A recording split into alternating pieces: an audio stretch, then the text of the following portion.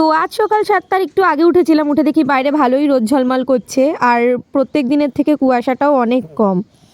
এরকম দিনে সকাল সকাল ঘুম থেকে উঠতে ভালো লাগে, কিন্তু অনেক ঠান্ডা থাকলে ঘুম থেকে উঠতে একদম ইচ্ছা করে না। সূর্য মামা যখন আজকে ভালোই তাড়াতাড়ি উঠে গেছে, তাই আমিও ফ্রেশ হয়ে ঝটপট করে চলে যাচ্ছি পড়াতে। সকাল থেকে আমার পরপর 3টে পড়ানো ছিল। প্রথম একটা পড়িয়ে পরের বাড়িটায় গিয়ে দেখি আমার স্টুডেন্ট এখনও রেডিই হয়নি।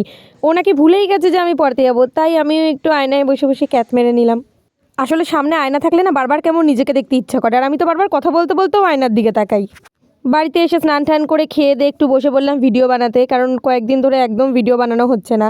দিনে একটা করেও টেনে টুনে পোস্ট করতে পারছি না।